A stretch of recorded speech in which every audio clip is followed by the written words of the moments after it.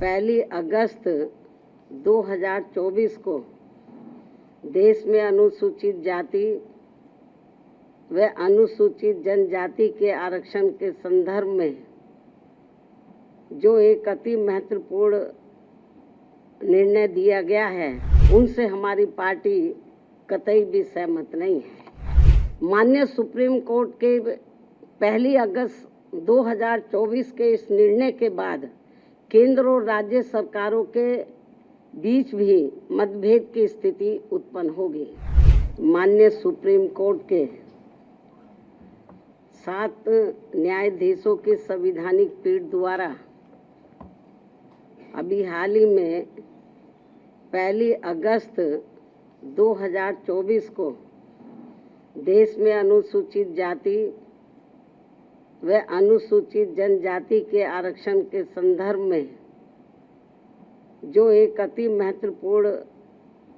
निर्णय दिया गया है, तो उसके संबंध में अपनी पार्टी की प्रतिक्रिया जाहिर करने के लिए बुलाई गई है, जिसमें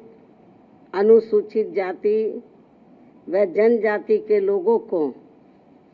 पुनः उप वर्गीकृत सब क्लासिफिकेशन अर्थात सब क्लासिफिकेशन किए जाने को मान्यता प्रदान की गई है, जिसको लेकर और भी बहुत सी बातें कही गई हैं। उनसे हमारी पार्टी कतई भी सहमत नहीं है और इस संबंध में माननीय सुप्रीम कोर्ट द्वारा दविंदर सिंह बनाम पंजाब राज्य मामले में पारित इस आदेश के अनुसार अब राज्य सरकारें अनुसूचित जाति व जनजाति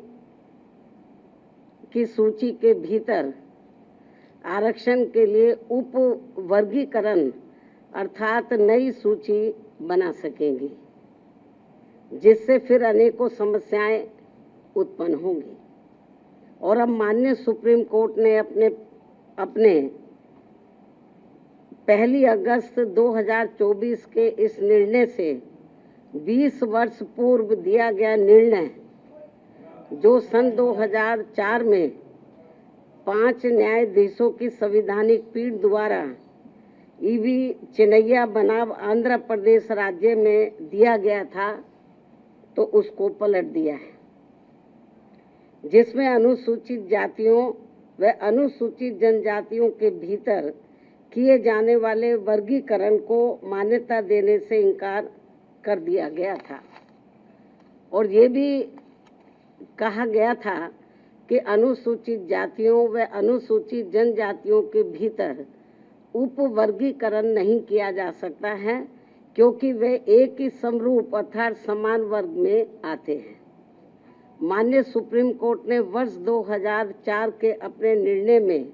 ये भी कहा था, चूंकि अनुसूचित जाति और अनुसूचित जनजातियों के लोगों ने जो अत्याचार सहे हैं, वह एक वर्ग और एक समूह के रूप में सहे हैं तथा यह एक बराबर का वर्ग है, जिसके भीतर किसी भी प्रकार का वर्गीकरण करना उचित नहीं होगा। माननीय सुप्रीम कोर्ट ने अपने 2004 के निर्णय में ये भी कहा था कि अनुसूचित जातियों और अनुसूचित जनजातियों के भीतर किसी भी प्रकार का उप वर्गीकरण भारतीय संविधान की मूल भावना के विपरीत होगा। माननीय सुप्रीम कोर्ट ने अपने वर्ष 2004 के इस निर्णय द्वारा समानता के अधिकार का उल्लंघन करने के कारण आंध्र प्रदेश सरकार द्वारा पारित आंध्र प्रदेश अनुसूचित जाति अधिनियम 2000 को भी रद्द कर दिया था। अपने 2004 के निर्णय में माननीय सुप्रीम कोर्ट ने ये भी माना था कि ये वर्गीकरण इन जातियों के भीतर अलग अलग व्यवहार करके समानता के अधिकार का उल्लंघन करेगा।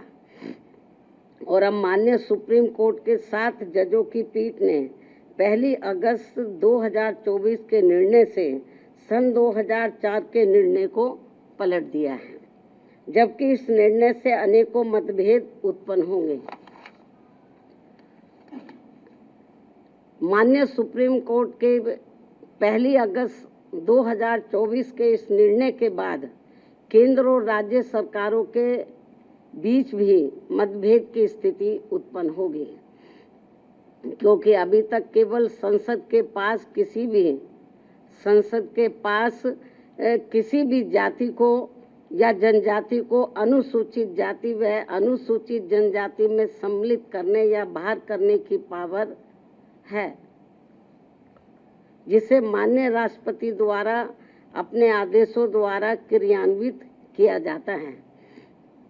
और जिसे बदलने का किसी भी राज्य सरकार को अधिकार नहीं है।